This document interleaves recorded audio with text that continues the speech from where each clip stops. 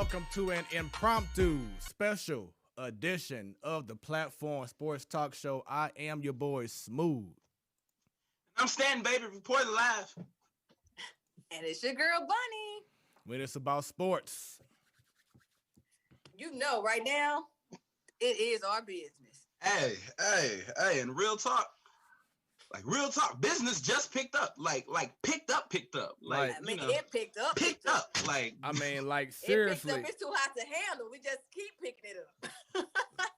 I love it. So, yes, seriously, business has definitely picked up. For those tuning in right now for the first time, thank you for watching. Make sure y'all go ahead and give us a like. Y'all see it on the bottom of the screen, or you see it right next to me, right over here. Bam. Go follow us on Facebook, Twitter, YouTube, Instagram. On YouTube, go to the Platform Sports Talk Show, subscribe, click on that. Hell, baby. They both doing it. On the weekend. I guess it's so hot today, we both have to do it. Let's just take it and keep it moving. We both on it. Because anytime we go live, you get notified. You too. You forgot somebody. all these you.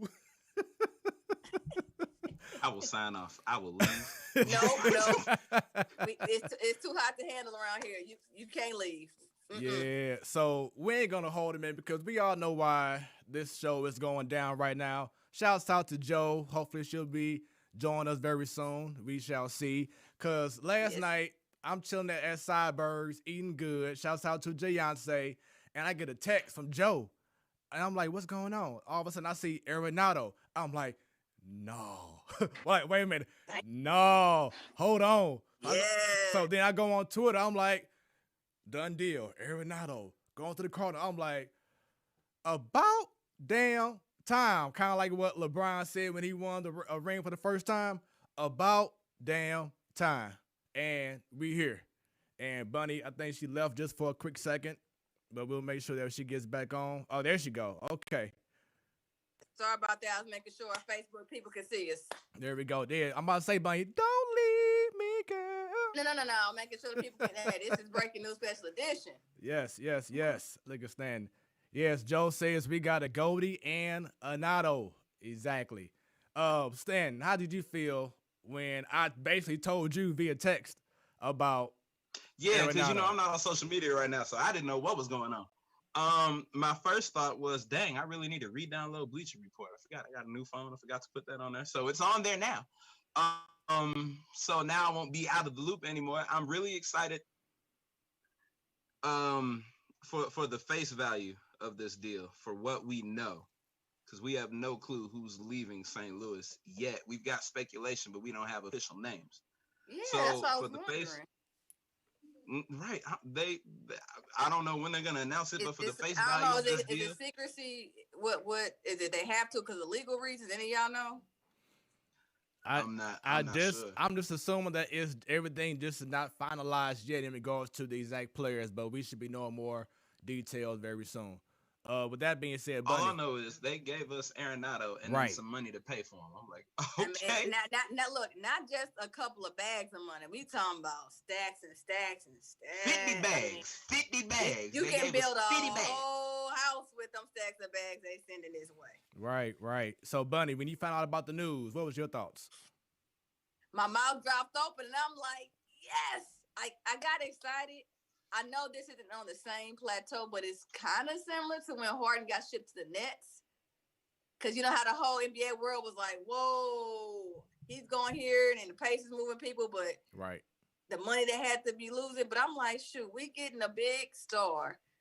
Finally, the Cardinals is doing something. Finally. Because everybody else in the offseason was making moves except us. And if you go to our previous show, we was always complaining about Mo.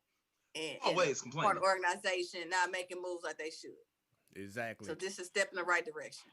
Yes, it is. It's a great day if you are a Cardinal fan, and we're not going to hold our other guests any longer. It's a horrible day if you're a Rockies fan. Hey, it is what it is. Too sad. Right, and that's not our fault to worry about right now. Exactly. It's Cardinal Nation time. So, without any further ado, our first special guest. This man has been on the show. Actually, all of our previous guests have been on the show before. He's making his return. Former producer at 101 ESPN. Now he's holding things down at go on Twitter, put in Court Bats. They doing big things. It's a great vlog. They had great articles going on, and he's the man behind the plan. Everybody show some love to Mr. Austin Huff. There he is. What's up? AKA Mr. Betty Davis eyes. Virtually. It's true. The COVID-19 song of the day. The COVID-19. Really? The COVID-19 song of the day. Hey, All right. for 365 days strong. Right. Yeah. It's pretty much the same song every day. It's quarantine life, you know? It's, there it is. Hey, speaking of quarantine life, I need to have a quarantine while we talk about this quarantine life and these Cardinals, huh? Good yeah, time. make me one as well. Quarantine? What is that? Wait a minute. We'll get back to that because I'm intrigued. Yes. Oh. Hey, we all Yes, are definitely intrigued. And you know, the last time you came on our show, Austin, you know, we didn't see all this hair on your face, man. What's I look going like on? I look like this right here. Clean shaven, like fresh, like Mm-hmm. This is what 2020 did to me. Man. And I got the you can't really see it real well, but I got the locks too. It's Do you now? It's you my- look- it's- change your look. yeah, it's my I've given up look. It's just what it is now. You know, like I've accepted it. So Yeah. Welcome to the world of what women go through when we've given up, had a long day, long week. We like, F it. Welcome. Yes. Right. thank you. It's good to be here. Thank you. And this man has the perfect backdrop photo right now because Yeah. Love it, our yes. next guest, this man here, previously, y'all know, was at 101 ESPN along with Austin Huff. He's now at KMOX. He's a coach. You talking about the mouth, the voice. He is no joke. He loves to talk about sports. He has an excitement to what he brings on the radio. Catch him at KMOX. It goes down. You can also check him out along with Tom Ackerman, who we had on the show a few months ago. Every Monday on Facebook, KMOX Sports Talk. Everyone show some love. Kevin Wheeler. Wheels the steels. I don't have a picture of Austin behind me. I'm sorry, Austin. I feel bad. I left it in my wallet. I carry it with me though. Don't mess up the bromance now. Do not mess up the bromance. I feel bad. Like he's all caveman now, and I'm still, clean shaven and stuff. Yeah. So all right, Sorry, so Will, is that by choice or it's like, you know what, I just can't grow it out like that? I mean, like two things. One, like I can't get past the itchy stage, right? It's like it gets to that point, like after about 5 or 6 days, and it itches, and I can't get past that. Secondly, veto from my wife. Nope. Whatever she Nope on the said. beard. Now see, like with me, I mean, look. I mean, it's not a really big request either. I mean, it's not that hard to me. Like, all right, I'll shave a couple of times a month. A month. Wow. and see, like with me, it's the opposite. Like I put a poll up on Facebook a while back. Like, should I shave the beard? Take the beard out, whatever. I had so many people like, no. Don't even think about yours it. is working, man. Mine, I can't even get past like the awkward teenage years side. I mean, it itches, and I mean, like I don't know. Maybe I got to be more disciplined. Well, yeah, you guys keep those problems over there. Keep them over there. Yes, man. Don't worry about it over here. No. So, all right. So that's Mr. Kevin Wheeler. Stay tuned for him. Now, up next, this man is coming home. He was the originator along with yours truly. And then here comes Stanton. This man here, he had to leave because he's doing some investing. But he heard about the Cardinals, and he had to come on back. Everybody show some love to Siddall, the selector, the investor. Those in the building. Yes, sir. Oh, there you go. Show it off. How Maybe you we'll doing, see a man? Cardinals one like that this year, guys. He drinking. Oh, he drinking. Man, it is a glorious day in the land of the Cardinals. Yes, Baseball it is. heaven. Yes, it is, man. Hey, it is so good to get in contact with you. I know you was like Hey, shocked. I have an announcement to make before we move on. Today, I am temporarily suspending my fire mode campaign until further notice. Thank you. All right, there we go. I love that PSA. I love the Thank you. PSA. So- It's the thank you for me. So, Siddall, with that being said, man, when you got my text, like a couple hours ago, what was your first thought when you heard about, when you saw the news and you started, read more about it on social media and everything? I'm eating lunch, and because I had a little break here, and they were like, Nolan Arenado, huh? Show? What? Yes. Let me get on the show. Let's go. I'm gonna look it up. I gotta go.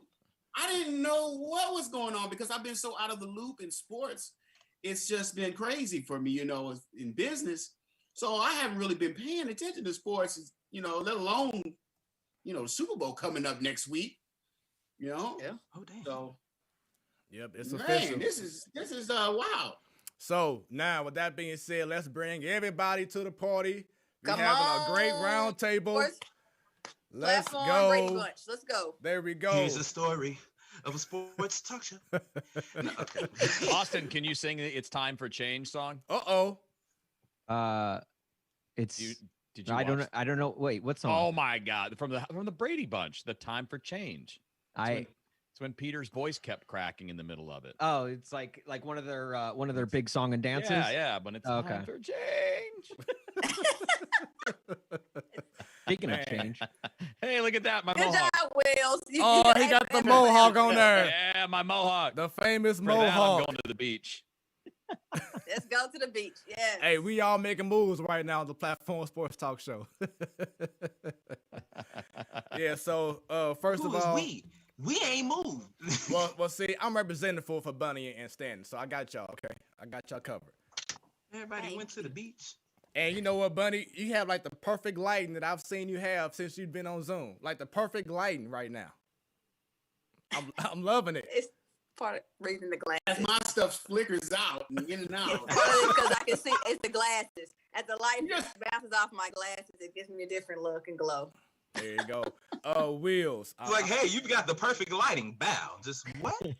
Hey, this is what happens when you're on a glow because Cardinal Nation does something right. There you It's go. been a while, so this is the glow. all with it, positive okay? vibes going on right now. Wheels. That's it. So I've been Yeah. seeing your show. It's been an incredible show. You and Tom Ackerman on Mondays. Love engage in the conversation, talk about Cardinals, Blues, etc. Your background, we're really big on people's backgrounds on Zoom. So give us a little bit of what you got going on behind you, if you don't mind. Oh, let's see here. Well, you can see the wolf right here. Like, I'm a big dog guy, and I don't have one of those, but I used to have like northern breed dogs, so I like those. All the books, those are my wives. I don't read. There's one book, like I'm trying to say there. Where is it? There's one in the back. So if you look at the bottom over here, down there, the green one on the bottom, there's a green one. That's the Guinness Book of World Records that I'm in. Oh, what's wow. up? Yeah. We got a big whole I guess you could say like the double page picture because we broke the record for the longest baseball game ever played. Wow. We played for that one. I think we played 48 hours. We had to break that again. It's up to like 72 hours now. Nice. Yeah. So let's see, what else do I got going on in here? I got anything else? I got this here. Hang on a second. Oh, here we go. What are you about to do, y'all? We gonna I got my favorite We gonna souvenir find from out. Italy. Dagger. Jeez, Wheels. wow. We go to Italy, and I'm like, I got to find something cool to bring home. And I'm like, I can't fit the suit of armor, and they wouldn't let me put a big sword on the plane, but they let me take this. And not in the cabin. You though. got that from Yeah, I was gonna say, Italy? is that a carry-on? This is from a little town called Orvieto. Wow. It's giving me English vibes. To Yeah. all home intruders, if thou shalt intrudeth, I will stabbeth thee with my blade. Like Yeah. that's what I When it get. comes when into I the see the domicile, dagger. they get to see my Did you say you got that in Italy or Middle Earth? Middle Earth. Yeah, well, it's kind of got that vibe, doesn't it? I mean, I'm this height of a hobbit, so what do you That's- expect? Hobbits, attack! What else? Anything else cool in here? It's a lot of Look, King this over here. James talk when you see that dagger. That's stuff. This is how I do radio from home, right here. Just this little guy. Ah, okay. Nice. Nice. Nice. Super exciting. Nice setup. Okay. Yeah, in my the other room over here, that's like the man cave is actually out there, and I can't move the computer because I'm actually at a PC at the Mac. So Mhm. all my good baseball stuff and the stuff from the U when I was back there, that's all out there. Nice. Okay.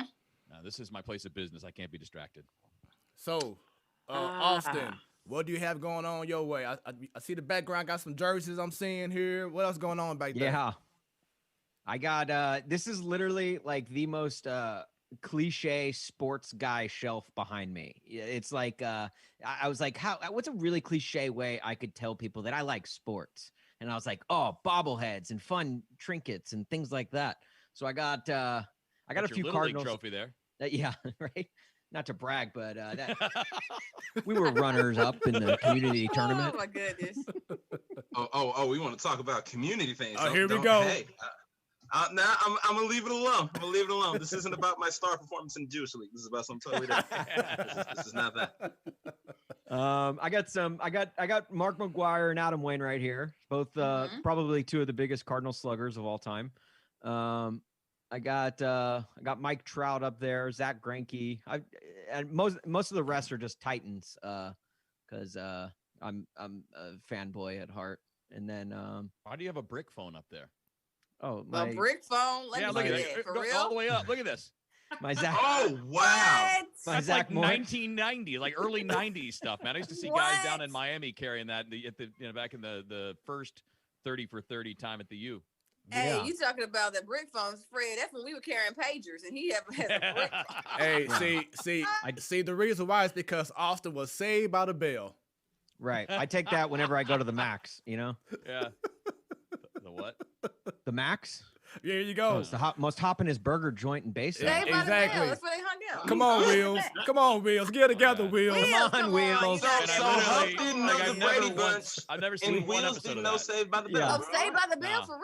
Wheels I'm is too a old, man. Wheels You're is not more of that a old, Melrose Wheels, I Place promise you guy. not. What? I'm more of a what? A Melrose Place guy. Oh, That's- God. Nah.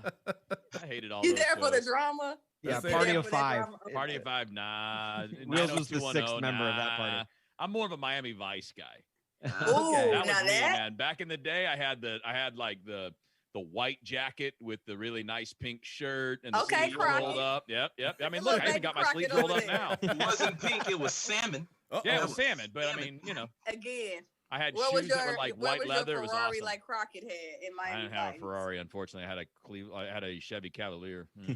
Hey, I had one Same too. thing, dude. I had Same one thing. too. So shout out to the Cavaliers, baby.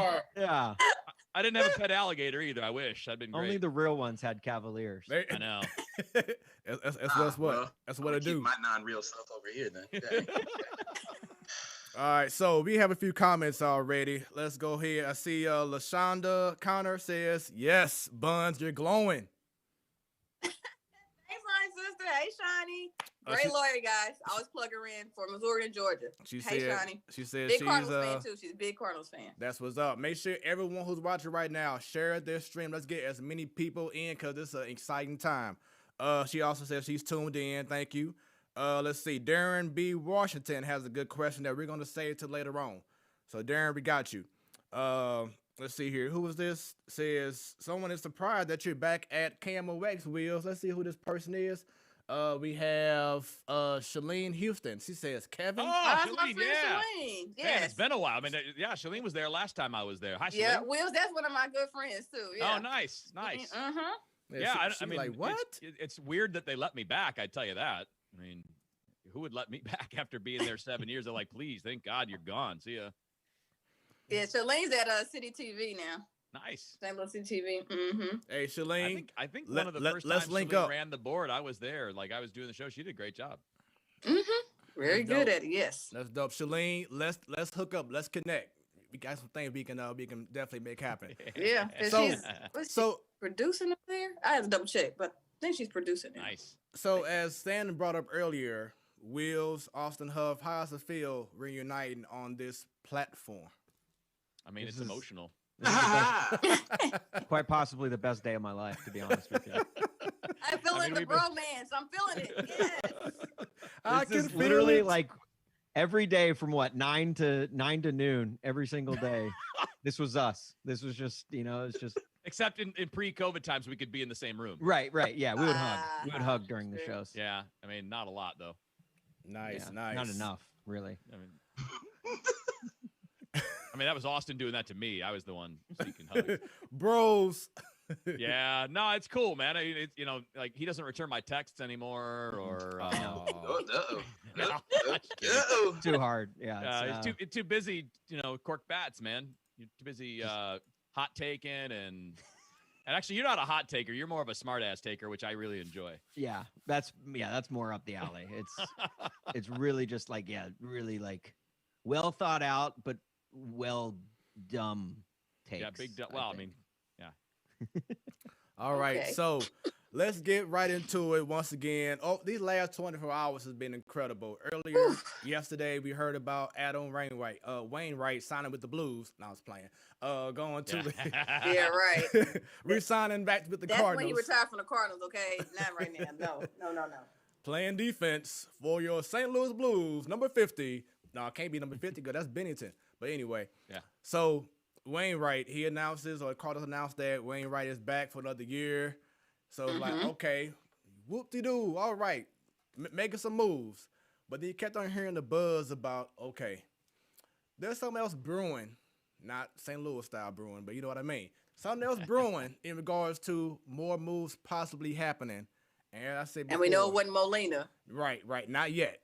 But last night, I get a text, shouts out to Joe and Arenado, and I'm like, are you serious? Is this real? We go on Twitter, everyone's posting it. John Moroz, what's his name? From Ken Rosenthal. Ken Rosenthal, thank you.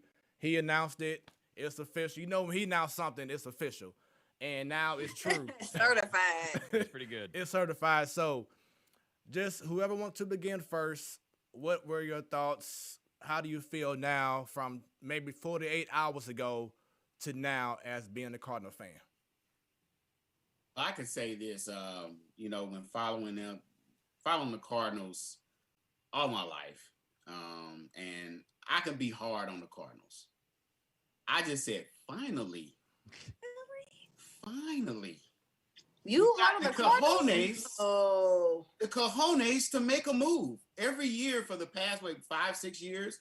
Oh, we're happy with our roster. We're happy with our current roster. We're gonna go on with our current roster, and everybody with a pair of eyes can see that we just wasn't quite there in building our roster as far as our offense and defense and things. So, yes, they've made some moves here and there to bring in a couple of pieces here and there.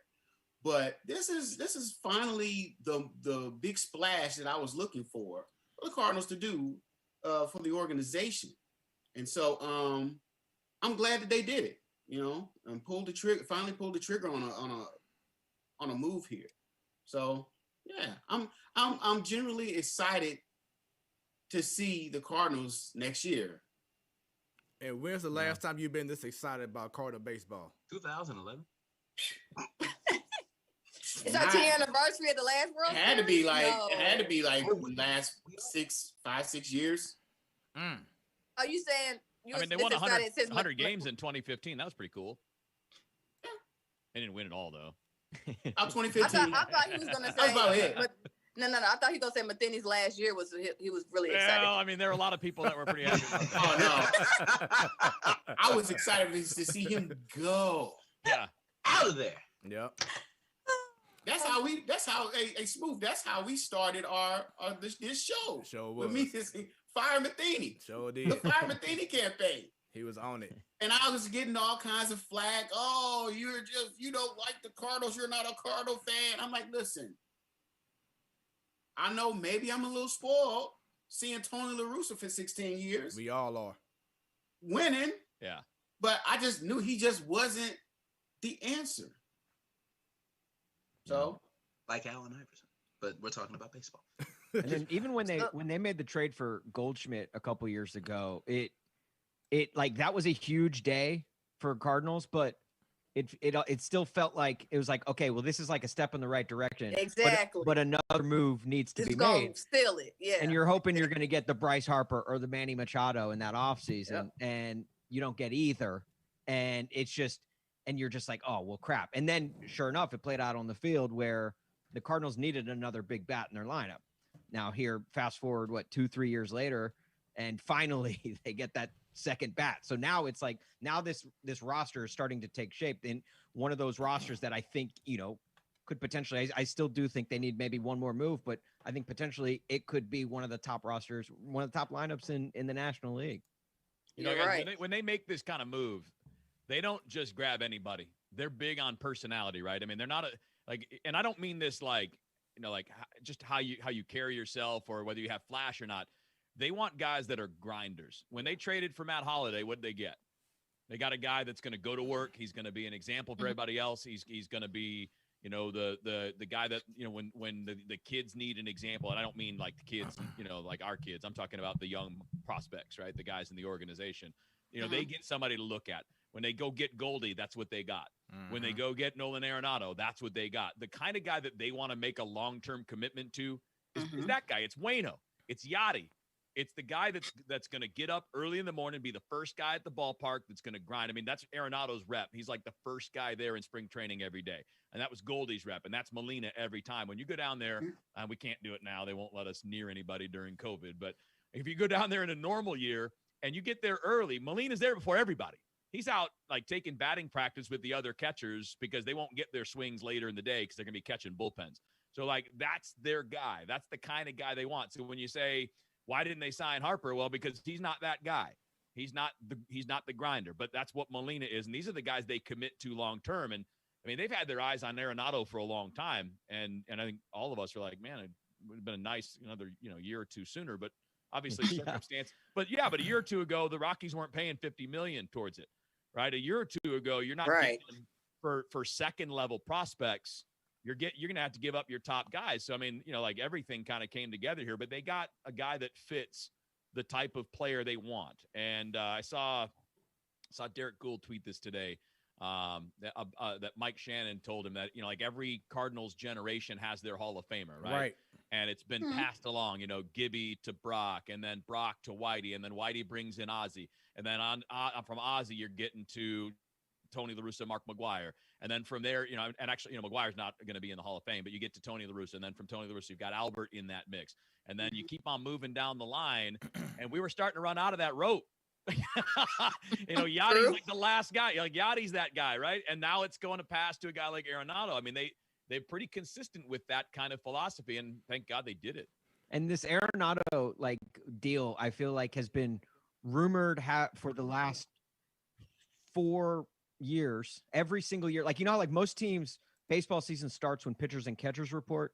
For the Cardinals, baseball season starts when the Nolan Arenado rumors start. Like that's every single. It's like it's baseball's version of like Drake and Rihanna. It's like, when are they going to get together? Like it's just we don't know. Like we've been waiting. Like that. And then and they finally have, and it's like, okay, great, let's go to work now. So, well, something you touched on, Wills. Let me ask you this: because of this deal, $50 million, I know, but what are the Rockies gaining? Because it seems like the Cardinals are getting way better on the end of the stick than the Rockies. They seem like they come up on the short end of this. So the Rockies are saving the other $140 million. So that's a bit for them. It's a big deal, right? I mean, like if I owed Austin $100 and he said, you know what, I'll take 75 and you can keep the rest. I mean, I probably take that deal, right? Yeah, I wouldn't say that though. No. Just for the record. Wheels, you're giving me all 100 of those. So the Rockies are clearing a lot of money. Plus, they're getting rid of a guy. Like, look, Arenado's unhappy, man. I mean, he signed that long-term deal, and in that deal, he says that ownership and the front office told him their plan was to continue to add talent to contend and build a good team. And the next year, they go finish in last place. And then they don't do anything in the offseason. They don't sign anybody. They don't add anything. And they go in last year and they're terrible again. So he feels like he was misled. So they've got an unhappy guy that they're trying to get rid of. And obviously, again, they're going to save about 140 million, 150 million on this that they ideally would spend on someone else because they got Trevor Story coming up, right? Here's another guy that's an elite player. But if I'm Trevor Story, I'm not signing anything. I would be leaving too. If your other star player is gone, you don't like management, then why would you stay around? But why would management play them like that? All that money not to make your star player happy, all that money you just gave them, that's crazy. Bad management. I mean, you got GM and ownership there that did a terrible job. So, a lot of Houston Texans. So there is a question. Perfect. Yep. You're right. So we have a question from Alan, or a statement. He says this trade is solid for the Cardinals. If it just ends up being, which I don't see this being one of those kind of deals, but he says if it just ends up being 2 years and an opt-out, or potentially if Arenado calls St. Louis home for the long run. So I know that he previously had, maybe 6 years remaining on his contract. So do you think that they'll still have an opt-out, or try to just say, no opt-out, you're going to stay as a Cardinal for the rest of your career? No, he's got the opt-out. So he's getting, according to, I think it was John Heyman reported that to get him to waive his no-trade clause, you have to give something, right? For the way the union works, you can't just take a deal that's less than what you have. Okay. So to waive the no-trade clause, you have to give him something. So what they gave him was an extra opt-out and then an extra year at $15 million. So that's not normal. No, that's it. Right. That's an add-on to say, please waive your no-trade clause, and here's the incentive to do it, right? So he has an opt-out after 2021, and then he's got another one separate from that after 2022. So the hope is that, the hope is that with the way the baseball economy's been, he realizes he's not going to get a better deal somewhere else. I mean, he's just not going to get that much money if he goes out into free agency next year in the middle of what might be a work stoppage. So your hope is that he wants to stay. And then you also, I saw this, Mark Saxon tweeted this a few minutes, actually a little while ago, half an hour ago, that a Cardinals player told Saxy that Arenado had texted him multiple times in the past saying, I want to be a Cardinal. I'd love to be a Cardinal. That'd be cool. So you're hoping that he just loves it, right? Like Goldie loved it right away and signed a long-term deal. So you're hoping that that's the plan. But if he leaves after a year or two, given the fact that you got $50 million cash and you didn't have to give up any of your best players, it was worth the risk. Yeah. And that's why I wonder what prospects are they giving up. I know you all said it's still not all on yet. So I wonder, is it supposed to be some high caliber prospects or some middle of the road type? Kind of middle, right? I mean, Austin Gomber's really good. I like him a lot. He would be the major league piece, right? And he's good, but I think Gomber's more of a number 3-4 starter. He's not a future ace or anything like that. Right. And the kids that were mentioned are kind of like from the 9 to 30 range in their prospect rankings, right? So John Torres is one. He's a 20-year-old outfielder with a lot of power, like 6'4", 220. He's a big dude, but he's a few years away. And there are a couple of pitchers. We saw Jake Woodford last year. Good pitcher, but again, more of like a 4th, 5th starter. And if the other name was in there, Angel Rondon is a good young pitcher. He's a guy that's like mid to upper 90s, could be a really good back end of the bullpen guy, maybe a guy that has some upside as a starter. But those are right as you said, Bunny. I mean, this isn't done yet. We don't know for sure who it is, but those are the names that are in there. And then another guy named Lucan Baker, who's a first baseman. But I saw either Heyman or Rosenthal say he's actually not in the deal. So we'll see. So basically, but it's not their best guys. So basically, the Cardinals did one of their patented that we haven't seen in many years. They've done a patented, shrewd move to get Arenado. Yeah. Yeah. I compare it to the Matt Holliday deal, right? Right. I mean, when they got Matt Holliday from the Rockies, the big guy going the other way was a guy named Brett Wallace. You guys remember Brett Wallace? I remember him. This one got number 1 Cardinals fans, guys, right here. Yeah. He came in with the Cardinals. He's like he's ready to see spring training and ready for the Cardinals to do good. That's Mike Wheeler. Not only that, I've been wanting Arenado to wear this color for the last 5 years. Right? You don't know how excited I am.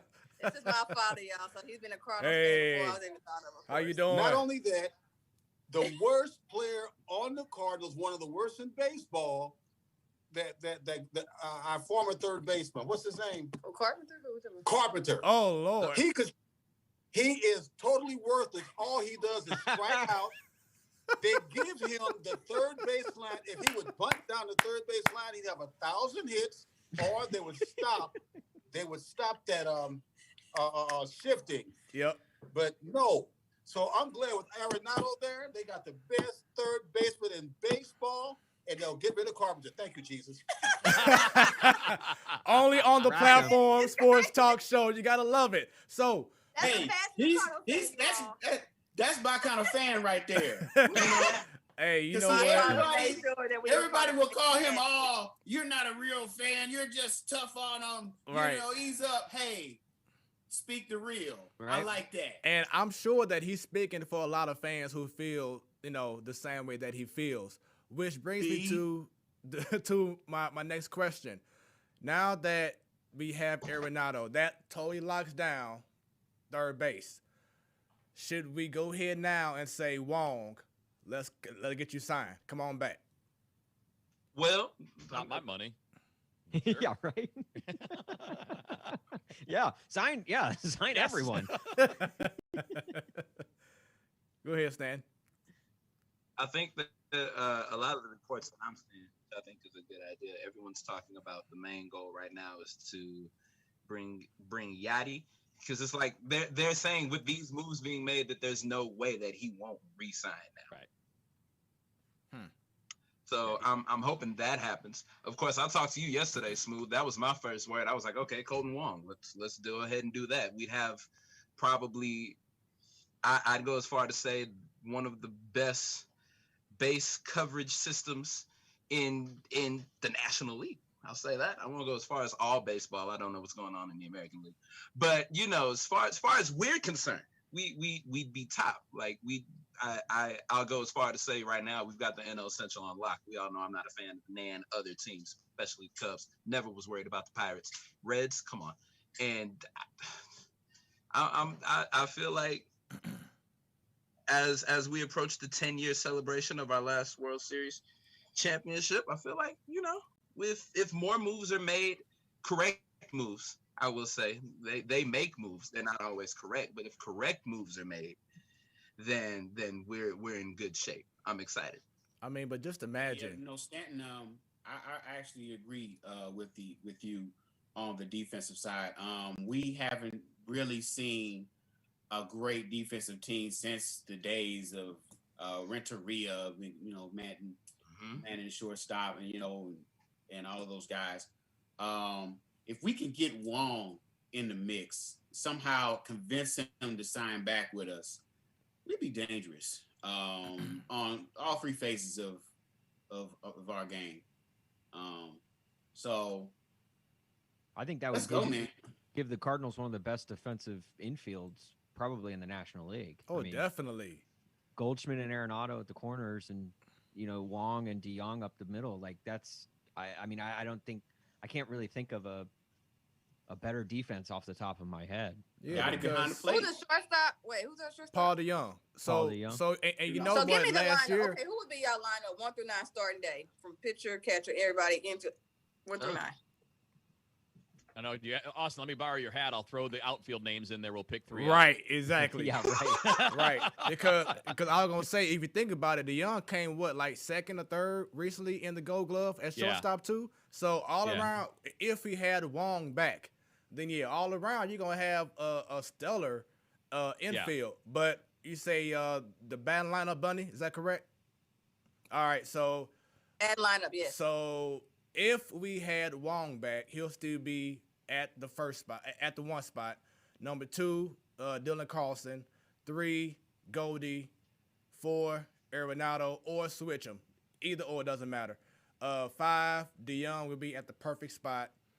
6, you will have what? I'm trying to think. Either Fowler. Depends on who's in the outfield, right? It could be Fowler, could be O'Neill. Right. So, I'll probably say more than likely it'll be Fowler in right field. And then you have. I forgot about Fowler. Right. So then they can get rid of Fowler, but you ain't heard that from me. Yeah. Then you have Molina. Then you have Bader. Bader or O'Neill, whoever's out there. Yeah. Yeah.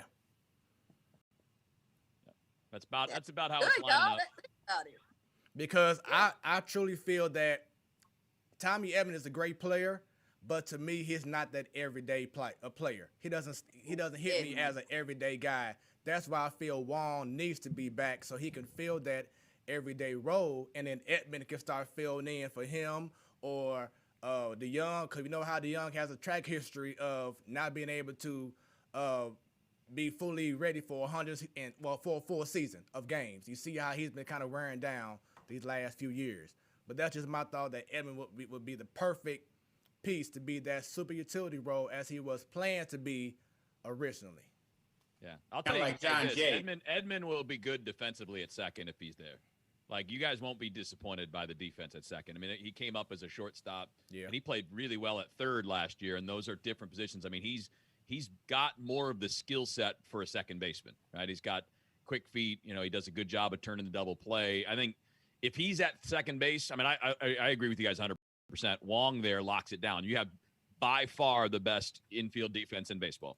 Nobody's close if you put those four together out there. And I'd be honest with you, it may be the best even if Edmonds at second base. I mean, nobody else has got three other Gold Glove candidates in the infield, plus a catcher who's got a Gold Glove, a chest of Gold Gloves in the back room right there. I mean, he actually all that makes stuff the behind Gold Austin. Gloves. Those are all Gold Gloves at Right. Yachty's These house. are just all Yachty gloves right here. Yep. Your thoughts on the lineup, Austin? No, I mean, I mirror what you guys say. My only concern is if I don't want them to bring back, or if they don't bring back Colton Wong, and, Tommy Edman would probably get a majority of the starts there at second base. But my concern would be if they try and work Matt Carpenter there at second. And nothing against Matt Carpenter. I'm just kind of, I've got Matt Carpenter fatigue in the sense that you put Matt Carpenter on the field and you don't know which player you're going to get. The inconsistencies are, you're either going to have that, you had MVP Matt Carpenter a couple years ago who just went off, had a monster season, and then he follows that up with one of his worst seasons in his career.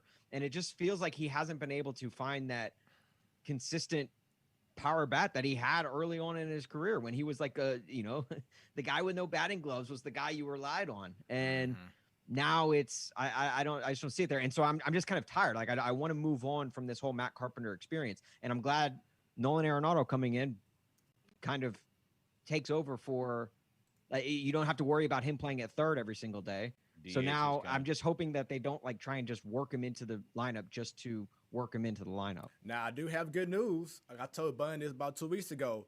Per Danny Mac, Matt Carpenter is experimenting with wearing batting gloves. That could be the problem. Oh, snap. Like that's supposed to solve all his problems. But hey, we gotta start somewhere, right, guys? Right. Oh, golly gee. I'm not gonna say it. I'm gonna leave it Hey, alone. but I'm pro this. batting gloves, by the way. I'm pro batting gloves. I think it's a good thing. Right. Well, all I know, Molina should be finalizing his contract before this weekend is out. Because at this point, we got all these parts moving, and this lineup sounds really good, and it's a threat. He needs to go ahead and seal the deal and come back one more year. Yeah, the newspaper down in Puerto Rico said he's going to sign it by the end of the Caribbean World Series, which is February 6th. Okay. So, we're talking about weak worst case scenario, but he's coming back. So this time next week, we should be finalizing him. All Great. together. Your window with Yachty and Waino in the line or on the roster is very small. Like you don't have much time. Waino's pretty tall left. though. He needs a big window. Right. He does need a large, like a floor to ceiling window, if you will. Yeah. But no, the window is not it's not open for very long with those guys. So even if an Arenado opts out after 1 or 2 years, I still love the move for the sake that you're going all in right now. You're pushing your chips to the center and you're saying, let's go for this World Series champion. Let's send Yachty and Waino out as champions, or, at very least make a run for it. And I love that because over the last, 4 or 5 years, you could argue that they didn't really do that. So now, Alan brought up a good point with the outfield. He said, and O'Neill and Bader in the lineup, 2 more Gold Gloves. Man, if just 1 or 2 of the young outfielders could put it together offensively, yeah. So with that being said, people can forget how much seeing someone else on the team can actually make them better. Do you feel that Arenado, being able to see Arenado every day, seeing Goldschmidt every day, starting in spring training, is going to help the Baders, the O'Neills, to maybe find more consistency as young outfielders? I think offensively that frees up somebody like O'Neill to be free and not have the pressure of being that guy to give you offense. Yeah. I think that's a lot of the pressure fell on those guys to provide the offense in the past few years because we never had a big bat. So now you have Arenado and then you have Goldschmidt in there, kind of frees them up, gets them motivated, seeing them at practice every day, working, all of those things. It could help them out. That windfall could then in turn help them with their offensive game. Yeah, I tend to agree that like it puts less pressure on the manager too to have to figure out how you're going to jumble a lineup all the time, right? I mean, if you've got a solid middle and those guys can always be the same, well, I mean, look, Tampa Bay's got Kevin Kiermaier hitting at the bottom of their order. Nobody cares that he's not a good hitter. He's a great center fielder, and he's an occasional hitter. And there's no need for him to be more because the other guys do the job. The area where these outfielders are going to have pressure, though, is that you've got 4 or 5 guys competing for 3 spots. Who's dying to play. So, yeah, I mean, with Fowler and Carlson, so look, Dylan Carlson's going to play. Unless he stinks, he's going to play.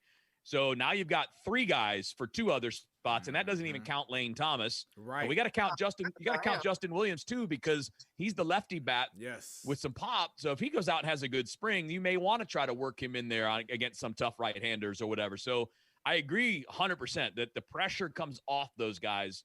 That you're not going to be asked to do more than you're capable of.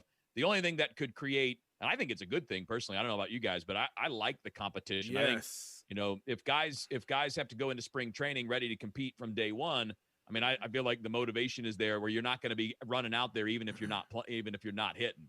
I mean, you've got that competition with those guys. But when you're in, you're batting 8th or you're batting 7th. You're not going to be up there like, oh, well, we'll try him in the 5th spot and see how this goes because nobody else is doing it. Right. And injuries are going to happen. So having that depth is always so clutch. Like it's just being able to have guys like on your bench that you can turn to when someone does go down. I just got hurt when you said that.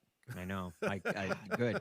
That was a jabbing line. That's what I was aiming for. Austin, I got a Vanderbilt Cup. Right. Oh, shout out Nashville. What's up, dude? And, that's why this move last night was so crucial because going into spring training, especially in the outfield, there should be a straight competition for, okay, whoever impresses, whoever plays the best should be out. There shouldn't be no, because Fowler, you've been with the team for 3-4 years and you've received $80 million.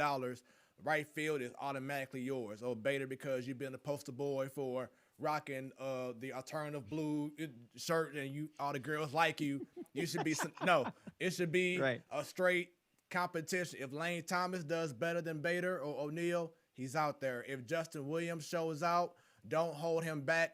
Don't do a Randy A and don't play these guys. And then Justin Williams is on the free market and now he booming somewhere else. No, give these guys the opportunity to shine because that's been the problem with the organization.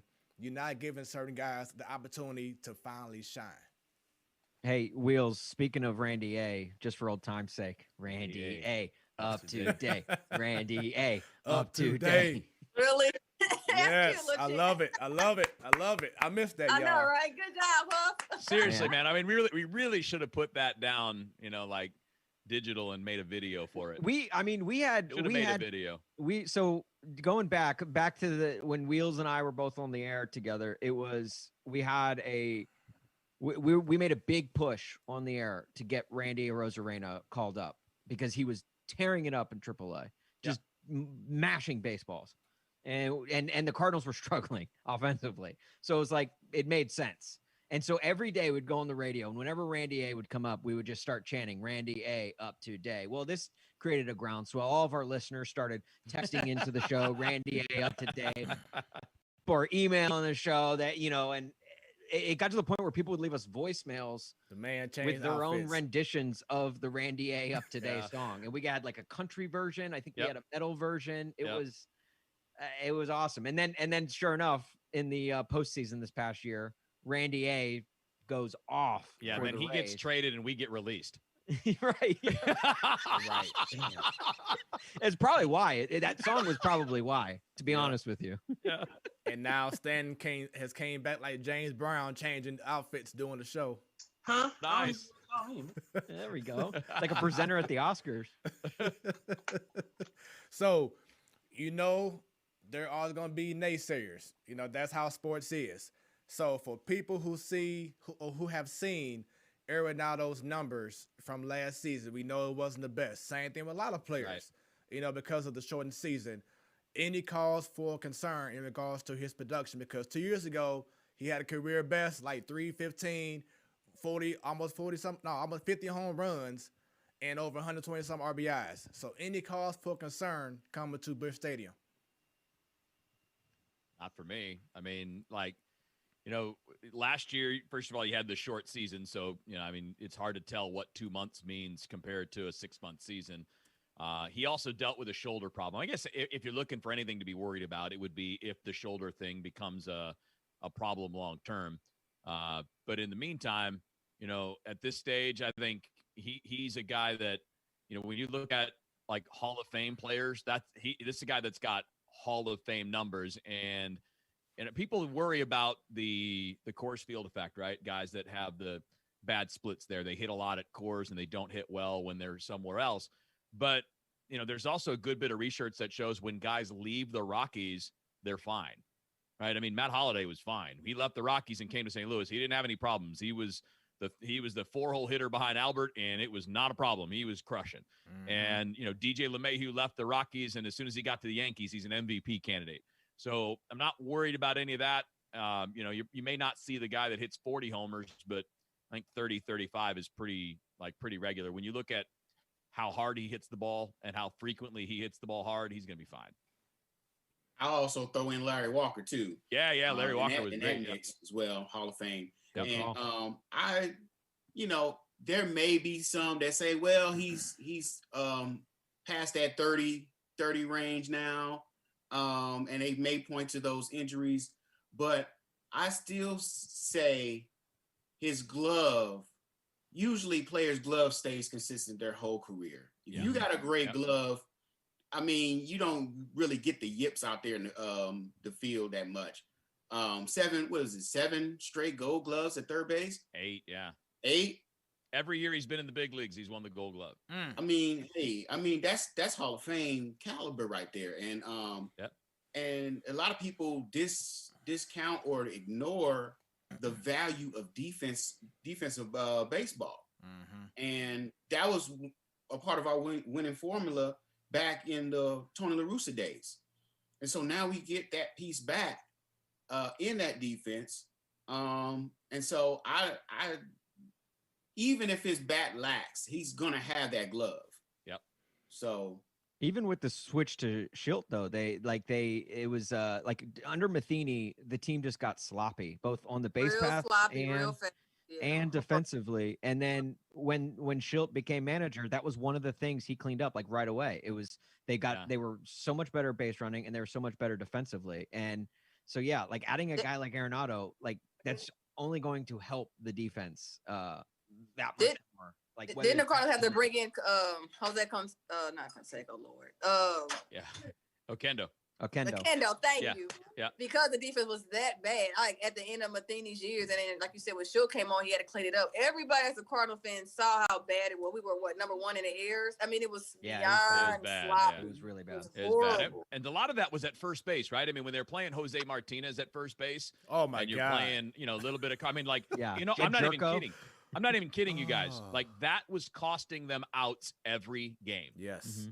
Every game it was costing them outs because it's not just their own errors, even though they made a lot of them, right? Those guys that were filling in at first base made a lot. It's that they don't save other guys from errors. And as soon as Goldie got here, all those extra errors that were there that shouldn't have been are gone. Those are outs, right? So, as an infielder, you don't have to make a super clean play when Goldie's your first baseman. Just get it over there. Get it in the range. He's going to make the play. And then you add in now Arenado, and obviously, I think Edman's solid. You know what DeYoung is. I think that's a big deal. And when you look at like what Arenado's been in his career, like for the last 5-6 years, he's basically for everybody that likes analytics, he's a 7-win player, which is a Hall of Fame player. Even if he drops like 40%, he's an all-star. Right. Like 4 or 5 win players, an all-star. So we can talk about counting numbers and all that. Those things matter, but the fact is he's going to win you games. Yeah. Plus, it's not like it's a big deal. It's a big difference going from from Coors Field to Busch Stadium. It's still 2 beer stadiums. So I mean that's true.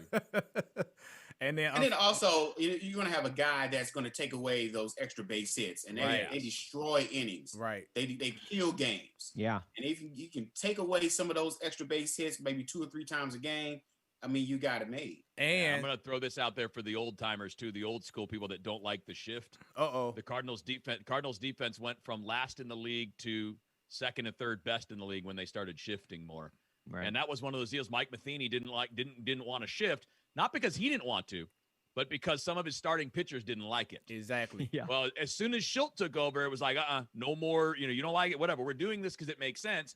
And now all of a sudden, I think it was either last year or 2019, they stole the most hits away from other teams by using the shift. Right. So you throw in like elite talent now, and they use their analytics department to position people well. And that's what helps your pitching staff. That's what's going to make your team like elite. Well, look at the two teams that played in the World Series this year, the Dodgers and the Rays, two of the teams that shift more than just about anyone in baseball. Yep. I mean, you had the Rays playing with 4 outfielders for most of the World Series. So like it clearly works. And then something also to think about is the impact it's going to leave Goldschmidt. He should have an incredible full season next year. Finally having someone either right in front of you, or actually both. Whether you in the third spot, you're going to have Carlson and Arenado behind you. Or if you're in the fourth spot, you're going to have Arenado in front of you and the young behind you. He should be able to now get pitched to more than what he did last year. Because a lot of pitchers or teams, should I say, were saying, oh, that's Goldie. We're going to just go ahead and walk him and let's see what we can do with DeYoung or whatever. But now, his numbers should be vastly, because he had a good season last year. But he also didn't have a lot of opportunities to make plays because he got walked. This season coming up, it should be a whole different ball game, and I'm excited about that. Another nice thing about Arenado, too, is he's not a big strikeout guy. Mm-hmm. He's not somebody that he's not going to go strike out 150, 160 times. In 2019, I think he struck out 98 times, which is really low for modern. I mean, like for a power hitter, that's ridiculous. Mm-hmm. And, if you're looking at strikeout rate, he's, way above average in terms of being on the right side of that spectrum. So you're adding a guy that hits the ball over the fence, that hits balls into the gap, and a guy that's not going to sit up there and just strike out game after game after game. That's going to help Goldie. That alone, just knowing if you're going to put Goldie on base, this guy might hit double into the gap, but he's not going to strike out. And I think that's something that every team, like if strikeouts are such a big deal now, everybody does it. Like it's just like people are swinging and missing like it's going out of style. The guys that aren't that are that much more valuable than they used to be. So this leads to a question that Darren Washington had earlier that now we can go ahead and address. With this move, can the Cardinals beat the Dodgers in a 7-game series? Maybe. But it's believable that we could, though. If everybody stays healthy, yes, it's believable. 7 games. If we make those extra moves that we've already talked about, re-signing Wong, re-signing Molina, or having him sign his contract, and then we bring Wong back, you put all those pieces together. If we have a good enough season, if they all have taken it serious in this off time and have taken and maintained their athleticism and everything, because you see in other sports, they all took a break and then they come back and they're lagging and they're sluggish and they're just not playing the same. And so if on this time they stayed on their game and they come back with Arenado and Goldschmidt as the people to look up to, I say maybe. It's a good maybe, because it's still the Dodgers, and I'm a respecter of Mookie Betts of all people. The only thing that would worry me is the starting rotations. I think the Dodgers have a major edge there with because they have basically their entire rotation that they had last year that won them a World Series. Mm-hmm. And then you also add David Price, who opted out before the season. And then on top of that, they could potentially, they've been rumored at least, to maybe sign Trevor Bauer. So if you add Bauer and Price to last year's rotation, that's the thing that I think worries me the most. Whereas the Cardinals roster, there's some question marks there, and that would be the biggest concern. Lineup wise, defensively, I think it's, I think it's decent, and I think really anything can happen. And I think even really the 7-game series, if they meet up in the first round and you have a 5-game series, anything can happen in a 5-game series, no matter how good either team is. So is it possible? Yes. Is it likely? I don't think so yet. I don't know. I would love to see another pitching move for the Cardinals? Bring something in. Bring in another. I'm gonna ask you that. So with Wayno re-signing, what is our one? Not the 1 through 5, but 1 through 3. Would y'all put Wayno still as the number 2 guy? Where was our 1 through 3 pitching lineup? Let's see. I'd say Wayno's probably 4 right now. Yeah. I think again, if everybody's healthy, your 1 is Flaherty, your 2 is Kwon Young Kim, and then your 3 is Michaelis if he's healthy. If he's not, then it's Wainwright. So your 1, 2, 3 would be a guy that was arguably the best pitcher in baseball the second half of 2019. Sure. Your number 2 is a guy that had a sub-2 ERA last year. Granted, it was only 2 months, but that's still a sub-2 ERA. That's no joke. And then, after that, it's Miles Michaelis, who in his first year was a 17-game winner. And the year before last year was a little bit less than that. But, I think that's going to be a question. And you know what? I'll throw questions at you guys in this to see how you guys feel about that question about whether or not they could beat the Dodgers in a series. Who picked the 06 Cardinals to beat the Mets? Right? Nobody around me. I'm not talking about you guys. I'm talking about around Major League Baseball. Nobody. Going into the 2006 World Series, the jokes nationally were Tigers win in 3. Right. Because they're going to be so dominant, they're going to be that much better than the Cardinals. And the Cardinals won the World Series as an 83-win team. 2011, the Cardinals were not the team to beat. They barely got in. They had to have the Braves collapse and then have the big Happy Flight September and the rally squirrel and all that stuff. They barely got in, and they barely squeaked by Philly. And then they barely squeaked by Milwaukee. Well, I think they handled Milwaukee pretty good. But then, the Rangers, that game, was game 7, man. I mean, that they had to come from behind at the end of game 6 just to survive. Mm-hmm. So those teams were not the favorite. How many times in the last 7 years, the Dodgers have won their division 7 years in a row. Each one of those years until last year, they got beat by someone that wasn't as good as them. So they're the 162 games, the Dodgers are better, right? 162 games, the Dodgers are better. 162 games, the Padres are better as things stand today, barring any moves. In a series, it's like, how are you playing at that moment? Right.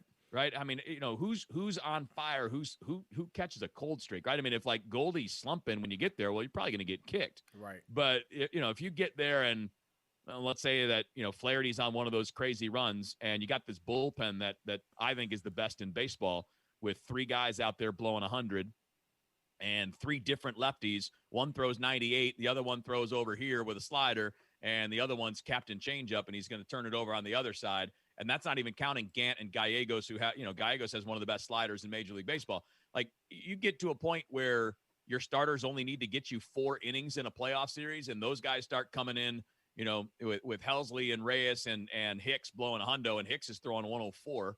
I mean, you have the ingredients that can win a playoff series, and they didn't have that, I don't think, until they filled that spot in the middle of the order. Because you got to have some offense. I mean, you don't have to be top to bottom loaded, but you got to have some offense. So, it's no guarantee. I mean, they're not going to win 100 games like the Dodgers probably will.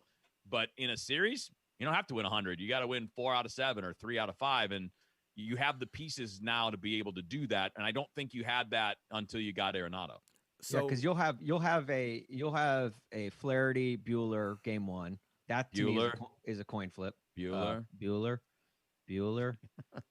Then you'll have a Kershaw Kim in game 2, and depending on which Kershaw you get, I think that game's a coin flip. Playoff Kershaw, though, Cardinals have owned that a few times. Sure, and that was when he was like 25 and in his prime, and now he's old. But that was when he could throw. That could change. His velocity was up at like 95, 96. Yeah, but that could change though, because now he won a ring. So will that mentality, now that he won a ring, change? Well, and he's honestly been better in the postseason over the last 3-4 years. Oh yeah. That's when he doesn't face the Cardinals, though. When he faces us, right. I mean, but yeah, and you could say that was Kershaw in his prime versus Cardinals in their, at least over the last decade in their prime. They were really good then. Yeah. So, and then it's really a coin toss there. And then in your 3 slot, what you have, Miles Michaelis and maybe Julio Urias. Urias is really good. Yeah. So it's Dustin May. You got my fellow Ginger. Wait a minute. Don't forget. Oh, yeah, Dustin May. And then don't forget, you still have he didn't play last year because he opted out. David Price. Exactly. David Price, exactly. Yeah, you're right. So in a 5-game series, like I'm definitely more confident. But in a 7-game series, once you start reaching those probably 3-4 starters or 4 if you go with a 5-man rotation in a 7-game series, which I doubt you would. But if you went that deep into the rotation, that's where I think my biggest concern would be. So. And that's what I was wondering, will Wayne be able to get playoff time because of being a veteran and being there, know how to handle it? Even though you say you put him 4 or 5 rotation in regular season, with postseason though, could he still go head to head with a Kershaw type?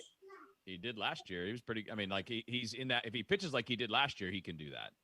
And I mean, like again, it's all about. That's the problem. Is like at a playoff series where we're going to be talking about. Well, so let's see, what is it now? I got to take off my shoes if we go past 10. Oh God. Because I got to count. Oh, we're not allowed to do math on the air, but I'm allowed to do math online. I'm allowed to do that online, not on the air. So we're like what, 8.5 months away from the playoffs. Something like that. I mean, so today, like if you put those teams on the field today, I would say, yeah, you know what, you got a chance in a short series. But in that time, what else is added and what else is subtracted? Like, who gets hurt for any of these teams? Does Tatis get hurt? Does, God almighty, God forbid, does Arenado have problems with the shoulder and all that? The long term is the hard part, but anytime you're matching up in a short series, if you've got like those kind of caliber players in the middle of the order, you got a chance because those guys hit good pitching. And if you don't have them, I mean, because look, we saw that last year a bit with the Padres, or against the Padres, right? Like you got a couple of their guys that weren't all that great, and you could hit the not so good pitching. But when you start getting all those top end relievers and they're really good, you didn't have the guys stacked together that can hit really good pitching, so you're going to be short. And if there's one thing that 2020 taught us, that everything stays the same, nothing changes ever. Right. So I think today. I mean, that's basically my daily life is the same. What are you talking about? So Wheels, come to this office. Wheels, earlier you said that you are still expecting another move to happen. You a GM. What move are you looking to make next for this lineup? I wouldn't expect anything from outside the organization between now and like June or July. I mean, Yachty's next. Like you get Yachty done. I'll be curious to see if they bring back a Matt Wieters or somebody like that, depending on how much they plan on Andrew Kisner being a part of the mix, right? I mean, Kisner's at a point where sitting all the time is not going to help him. Right. He either needs to be playing some of the time with the Cardinals or playing full-time in AAA, so he's not just, kind of wasting away on the bench. I mean, young guys need to develop. They need to play.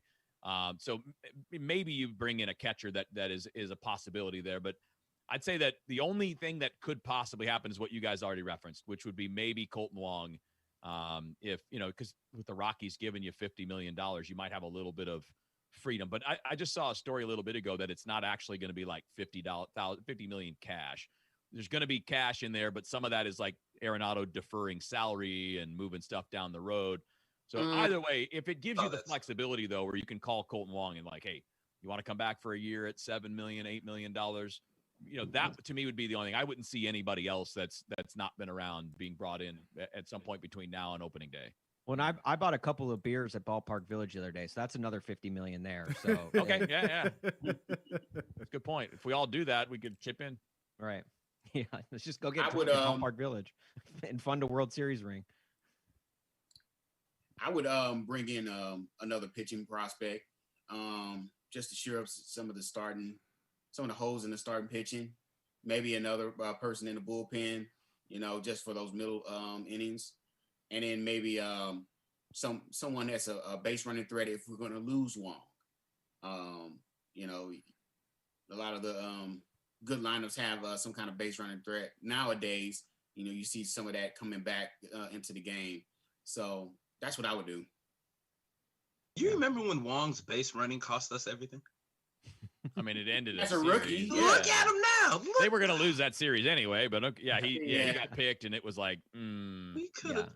It was Wong's base running, and then just one step above that was pitching to David Ortiz. Well, like why? Like what made you think? What made you think that okay, we're gonna find that one game he gonna be off? Yeah, no, right. He's like, I'm gonna get him. I know it. Right. It's like putting a look. He talked to Matheny. I can really do it, and Matheny was like, "You got it." It's like no, and Ortiz was like, "I got it." Right, and he like, "Thank you, Matheny." Yeah. Right. He's like, here, let me take that ball and plant it in the street for you here. Yeah.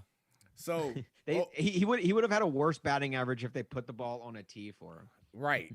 Right. So Might as well. overall, something that we've been wanting for years. You know, even when Bryce Harper was a free agent at that time, I've always told this to Siddall, to Bunny, Stan, even B. Baker. Like, we have been waiting to have that guy that when you're coming to St. Louis from out of town, whether you're driving on a highway or you're flying in, and the first couple things you see is a huge billboard saying, Posters. saying we need the welcome, poster child of the franchise. saying welcome to St. Louis, home of the Cardinals.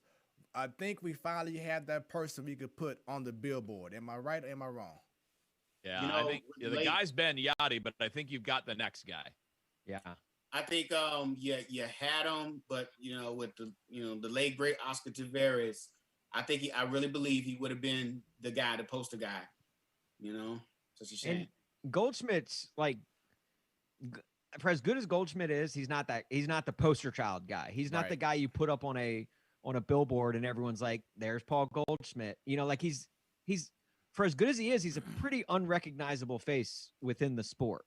And so I feel like Arenado is more that poster child, more that marketable player on the roster. And he's flashier in the sense that he plays third base. He makes the highlight reel every day. Exactly. Whereas Goldschmidt's just the guy who catches the ball. So it's like that right there tells me, yes, that's a billboard guy more so than Goldschmidt once Yachty leaves. Yeah, I know. During the years of when we had Edmonds and Pujols, I gravitated towards Scott Rowland. Mm-hmm. Because Scott Rowland made those plays kind of like Ozzie Smith did back in the day. Yeah, my wife was a big Scotty Rowland fan, and I hear about it all the time. I was going to say, you seem kind of jealous. Yeah, me and Scotty Rowland got beef. I don't know. It's I mean, hey, she could be a bigger fan next year when you get what's the word? Going to the yeah, Hall of right? Fame. Because it's like younger Scotty Rowe, basically. Yeah. Really, Huff? Y'all have beef for real? just because my wife loves him so much. Likes him better than you. Yeah, more than me. Yeah. She For has my a wife, Scotty. It's Benedict Cumberbatch, so it's not about sports. My wife, she has a Scott Rowland jersey. She doesn't have an Austin jersey, so I don't know. That's because you have it right behind you. That's right. That's because it's decoration in my room. So. Right. Yeah, Scott. But besides Pujols, Scott Rowland was my favorite player back then. Yeah, he was the man. It's a good comp to Arenado too. They're similar personalities, similar kind of guys, middle of the order guys that, I mean, they make plays that even big leaguers look at and go, "What?" Yeah. Yeah, but once again, it's just a great time to be a Cardinals fan. There has been so much frustration over the last few off seasons of not seeing moves. And in the span of 24 hours, we've seen moves, and maybe there's some more on the way. Maybe Wong, as Wheeler said earlier, around maybe the 6th of Molina. So many things are going on. It's just finally good to be able to celebrate something that they made a big, impactful organization-changing move that's going to fear other teams, not just in the Central, but in the West, in the East, and wherever you may go. We signed King Griffey Griffey think about it, we were talking about the Padres so much with all the moves they were making. Right. It was like, gee. Right. Right. And, the Cubs are doing the fire sale, and it seemed like the Padres were just picking up their players. I'm like, damn, we ain't doing anything. Padres can only last so long. They're still in a smaller market. We're in the upper to mid market here in St. Louis, so we're able to keep these players that we're picking up. Unlike San Diego, they'll probably have a fire sale in 2 years. Yeah, that full stadium that's there behind you. That's why, right? Exactly. Yeah. Well, and the Padres too. It's like they're one of those teams that's like, I'll believe it when I see it, because we've been here before. In 2014, they went out and got the entire winter meetings was just San Diego Padres just signing guys like Will Myers, Matt Kemp, like everyone. Like they went out and they went all in, and they didn't even make the playoffs that year. They haven't made the playoffs in 17 years or something like that. Well, I mean, they made it last year. Well, sorry, prior to last year, yes. Cardinals fans might want to have a little word about that. In a 162 game season, they haven't made the playoffs. Yes. So yeah, so I'm just not them going all in this year. I'll believe the hype when I see it, because they're still in the division with the Dodgers, and I mean with I think the Giants and not really the Diamondbacks and definitely the Rockies, not, but I mean, I don't know. I just don't think I'm not really all in on the Padres just yet. So stay tuned. Yeah, the Dodgers are the gem of that division. Yeah. Stay tuned. So I know, Siddall, you brought up Lane Thomas. Is there, and of course Dylan Carlson, but is there anyone else that y'all can think of from the Cardinals organization that is primed to have a huge year, especially now that we have Arenado? Can I make one of my oh so famous hot takes? Please. Harrison Bader. And I'm saying that for the simple fact of me being tired of waiting. So I feel like this is, I don't know how, but I feel like Arenado is going to, well, I do know how, and I'm going to say that. We brought it up earlier about how when they revealed the new age rendition of the classic jerseys, how Bader was the face, and in turn, they were making him the face of the organization. Well, now you bring in Nolan Arenado. So you're not going to be the guaranteed guy that's going to be on the tickets, on the little banners, on the lights, billboards. No, you're going to have to fight for that. And so when it was given to you because there was no one else, I hope you don't plan on keeping it unless you earn it. So I'm hoping for it to be a battle of Bader and Arenado as the guy in the organization. And may the best man win. And dear God, it really got dark outside. So do you think Bader, if this is his year to either really prove he's going to be here, or he'll be considered a bust for the organization? Yes, I feel like this is his year to prove that, hey, you all didn't just make me the face because I was here. Like, you all saw something in me. This is an overdue prove yourself year. Because every time we talk about the Cardinals, we always bring up Bader, but it's never us being happy with his performance, especially on the show. We tried to give him a pass last year, though, because it was a shortened season. They didn't have a true spring training. So I know nobody did in the league, granted, but because Bader is supposed to get this extra cushion, I guess because he's Bader, we kind of gave him he just didn't have enough time to get going. And I mean, he got going, season was over, so. I think part of it is expectation. Right. Like, nobody is going to expect him to carry anything this year. And I mean, like, fans, right? The proud thing with Bader is there's nothing wrong. He's not a bad player. He's just not a complete player. Right. He's not the kind of guy. I mean, nobody in Tampa hates Kevin Kiermaier, and Bader's a better hitter than him. I mean, if Bader can just be around league average and play great defense, there's nothing to worry about. The problem is when you don't have the other guys producing, we all put our attention on the guys that are in the lineup, whether it's O'Neill or Bader. This is kind of what we got into earlier, right? I mean, our expectations are what make somebody a success or a failure, right? If I'm expecting Harrison Bader to be a big part of the offense, that's on me, because that's not what he is. He's a guy that is elite defensively and probably league average-ish offensively. So if you're expecting league average, you're probably going to be happy with the guy.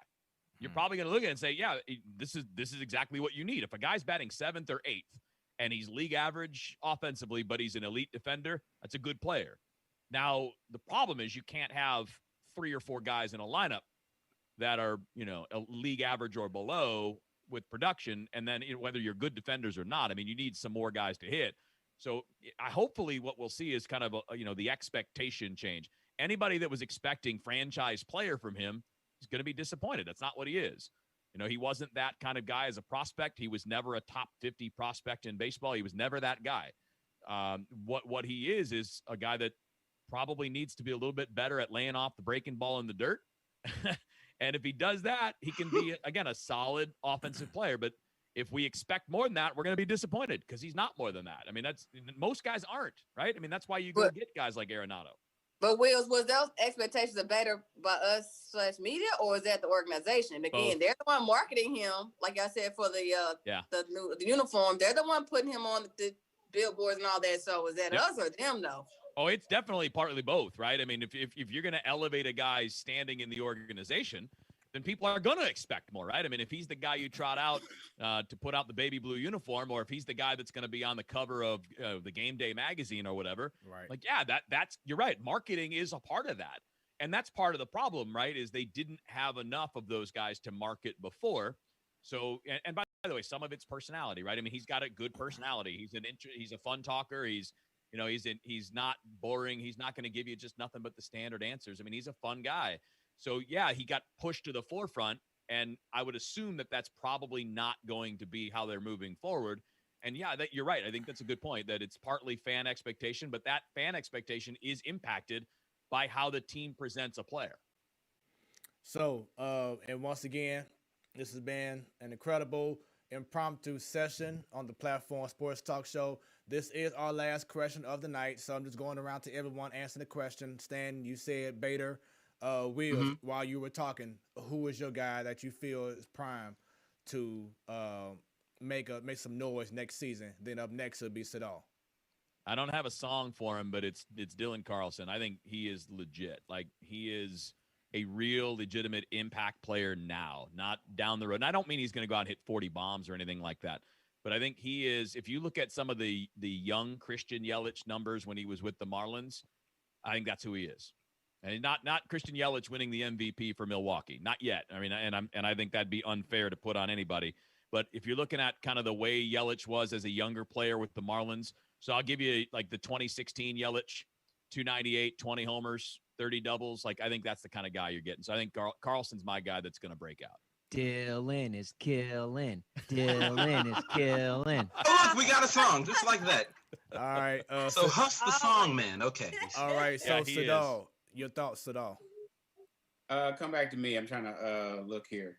All right, Austin. All right. This is definitely not a cop-out.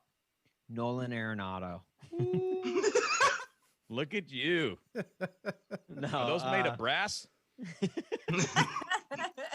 No, I think I'm gonna go with Paul DeYoung, just based off of the fact that he's already a proven bat in that lineup. But when you take the pressure off of him and you protect him in a lineup with a guy like Paul Goldschmidt and Nolan Arenado hitting in front of him, I think it's gonna, like, he's gonna go out there and he's gonna like be so relaxed and so chill, and he's just gonna put up monster numbers, in my opinion, this year. So I think Paul DeYoung, low-key, is gonna be one of the biggest names this season. All right, Bunny.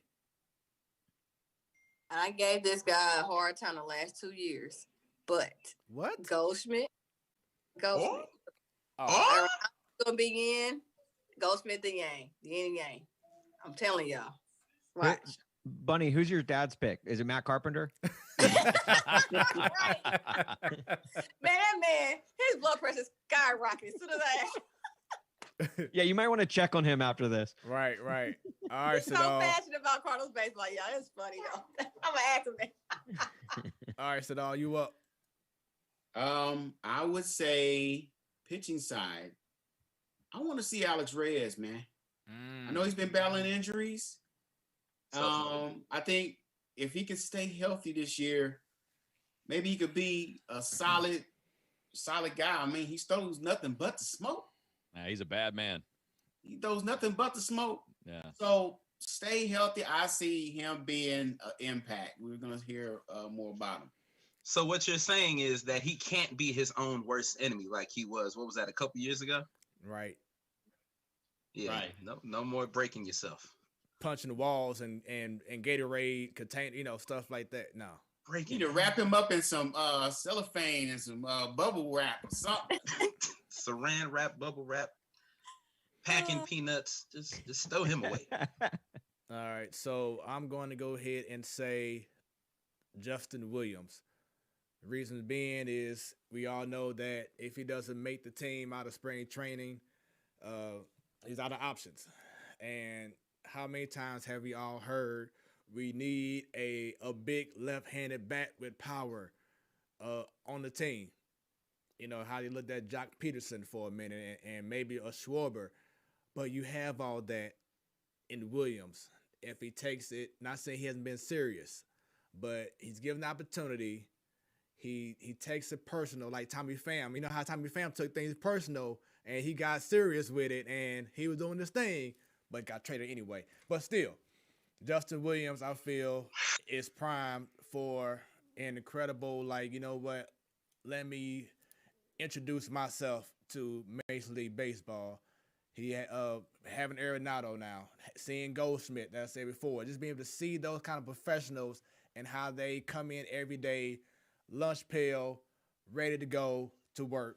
I feel it's going to pay dividends off of him, and the organization wants to make sure that they do not make another Randy a mistake. So I'm going to say Justin Williams. But with that being said, it's time for us to get up out of here. You were talking about moves. That's the move right there. Bring back Tommy Pham. Find a way to do that. That ain't going to happen. But with that being said, he said he's content with the hopeful. Padres and every building. He good. He's like the Padres. He said no more St. Louis. But yeah, so with that being said, I want to thank everyone for last minute being available to do this broadcast. Definitely means a lot to me. Tagging off on a Saturday to be Thanks for having us. Oh yeah, most definitely. So always good to be back on the platform. Yeah. So Wheels, thank you very much, sir. I'll be tuned in. You got it, man. Appreciate the invitation, man. Yeah. Oh, and speaking of which, how does it feel? Now officially being back with Camel X. It's like being in a time machine. Nothing changed. I left for 7 years and I came back. It's all the same people that were there before, and it's cool. It's awesome. It's unbelievable. It's weird because I feel like it should be 2013. That's when I left. So yeah. When I feel like you don't change, Wheels. I don't think you've aged in the last 10 years. I think I aged 10 years in the last year. I feel like we all did. Yeah. And once again, Austin, thank you very much for taking time out. Congrats to you and your success with Court Bats. I'll definitely be, continue to follow and get my laugh on and keep, for some reason, thinking about Ryan Reynolds. I don't know why, but I keep thinking about Ryan Reynolds every time I look at you, man. It's the voice. It's there because I was thinking it too, but I didn't want to be the one to say it. Hey, I'll take it, guys. Thank you. Please. I say Seth Rollins. Got a little Seth Rollins look there going. I will take that as well. If you put it all together, you get Seth Reynolds. There we go. Or Ryan Rollins, if you will. Ryan Rollins. Yeah. I mean, I used to say that about you all the time, Austin. That's America's ass. Really, Wheels? Really? It's America's ass right there. I'm gonna be honest. I see why y'all bromance is how it is. I see it now. This is really the only reason I come on the show is to get compliments like rid. That is, yeah. And we can't forget that he has Betty Davis eyes. Yeah. If you guys could please pass this on to my wife, let her know that you guys think that I look like Ryan Reynolds. Maybe she maybe then she'll after come a around. bender. Yeah. Yeah. Stay out of that one. Sorry. Hey, Austin, that's all right. I look like Richie Cunningham. So who am I to talk? Austin, we got you. Okay, we got you covered. Siddall. No, thank you. Hey, and shout out to next time you see him, shout out to my guy B Baker. Got you. Hope he's doing well. Got you. And Bunny, it was good. It was good to finally come on the show. This is my first time doing a show with you. Nice to formally meet you, Huff. Can't wait to tune into your show as well. You guys are awesome gentlemen. I was telling my dad before he crashed over here all about you all. He was like, "Oh yeah, I know him." I'm telling you, awesome. That's what's up. And Siddall, once again, thank you, bro, for being available, coming back home, man. It's always a pleasure coming back, man. I hope I can make this a little regular once everything gets settled down in my world. Let me know. We got you anytime, man. Stan, you already know what it is. Appreciate you, brother. Sir. Appreciate you, Bunny. Thank you once again. Your friend, I can't recall who it was on your post, but she was like, either Shalane or Shine. Yeah. And she was, I was just telling her, like, yeah, she about to blow. Like, she already getting there. You have definitely just keep on stepping your game up, and it's incredible. Incredible. So speaking of which, thank you. Speaking of which, you gonna do it because I was gonna say it. You got it. Oh yeah. Speaking of which, everyone, make sure y'all tune in this Thursday for Ladies Night. Bunny is hosting a panel of intelligent, smart, sports fanatic, incredible women. You're gonna have Michaela McGee from Fox 2, Channel 11. Gonna have former 3-time champ Annie Greer. From she has a podcast of her own, Kira Dangerous. She's a hip hop artist as well. Dominique Stringer, represent from Action No Mercy. She's a basketball coach. Then coming back, Purple Rain, Dejanelle Freeman should be back on. So all ladies, this Wednesday, it is going down. This is the Platform Sports Talk Show, impromptu talk. Congratulations, Cardinals. Everyone, enjoy your weekend. Thank you very much. With that being said, and stay on, guys, before we end the Zoom. But with that being said, everybody else, y'all have a great rest of y'all weekend. We out. Right. We out.